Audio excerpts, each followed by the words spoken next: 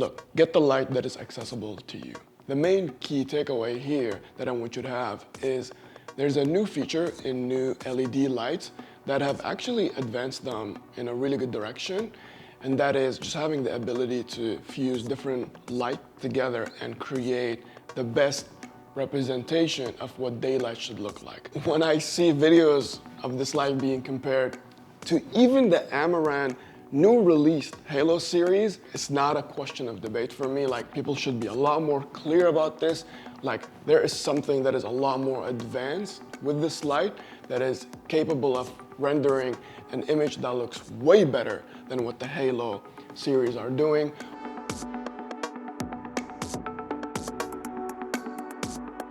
I think the best place to start here is speaking about light quality in general, not just the Amaran Ray. And a side note, I want to touch on why we think our look is so filmic, or it looks so good. This is simply because the RE image pipeline is designed to actually do as less of an infrared light cut through the sensor as possible. And that is because we know infrared light, even though it's not visible to the human eye, once it's interacting with skin tones and blood, it actually renders much better on camera. And that's why you get those rich skin tones in RE look, or that RE film look, right? And so that's the idea here. Once you understand the light spectrum, you know that white light isn't just white light. It's actually made up of light waves that are not visible to the human eye, but give it that complexity. And if you can have a kit that sort of imitates that and renders a better image, then you're sort of on the right track. And in the case of the Amaran Ray series, the light engine mixes 8 different colors together to give you a more accurate white. I believe the Omnicolor light engine is sort of like a entry budget level version of the Blair light engine that is in the Storm series by Aperture. We know Aperture and Amaran are sister brands, but I just think that this is the budget version of that light engine. In my case, it's not an investment that I'm able to make. I would rather have 2 Amaran Ray series, the 600s at least, rather than just buying one 600 Storm. But there isn't much of a loss here. You're still getting that SSI number that is high in the 80s, and that's the biggest win for me. I get 2 lights that are really high quality built. I'm able to add accessories to them without going crazy over budget. For me, having 2 lights is better than having 1 light. And they look good. They look professional, in my opinion. And so on paper, when I looked at the Amaran Ray series, they looked really attractive to me.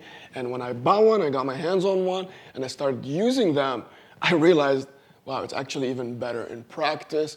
And so I invested in a second one immediately. Man, when you're in the back here and you're just sort of setting this light up for the scene, it's such a joyous of experience. I wish all my lights were this good.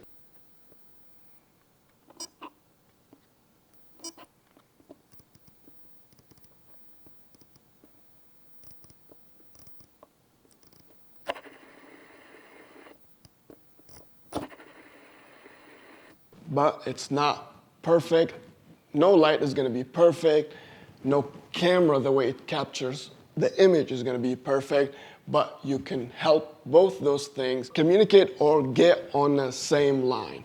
And that is by doing a couple of things. To be able to get more out of these lights, out of your camera, out of your image in general, I would say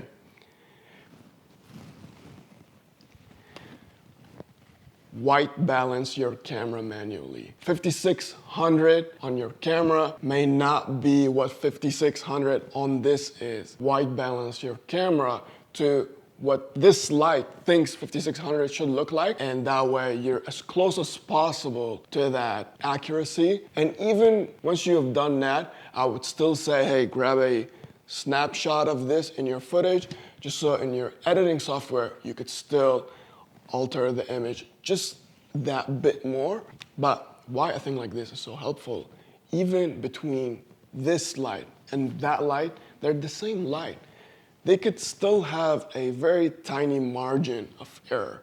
I know we are getting really obsessive now. You can at least sort of do some testing and log the numbers, and then you can mark your lights like, hey, this is my A light and it's off by whatever. You could do tint control, you can do obviously CCT control, but now you know. Now you know where your lights are off and where they're off even in relation to your camera that you're using. And the second thing to push more out of these lights is a light meter. This will give you a readout of what the ambient light is at, especially in the case of this light, which is actually an RGB light. And so if you're motivating some sort of light in your scene, look at the clouds going crazy right now. But if you're motivating some type of light in your scene, then it's a lot easier to understand what the reading is and then come back here and dial that in. But that's it really. As the sun is coming back, I just wanted to keep this short and sweet. Start the conversation around new LEDs and LED light engine and the benefit of that. Like I said, get the light that is accessible to you. This is by no means a video to pressure you into buying a light that you cannot afford. These lights honestly are still somewhat affordable. You don't have to get the 600 version. Obviously, there's a 300 version of this, and I believe a 150 or a 200.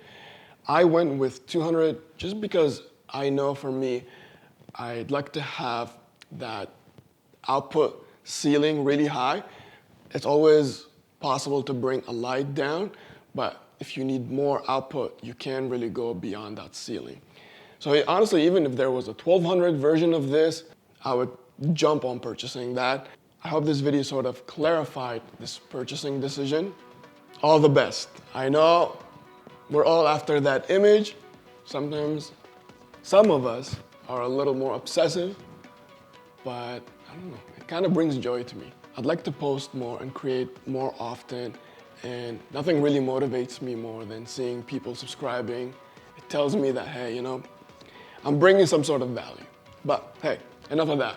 Again, thank you so much for watching and listening. Take care.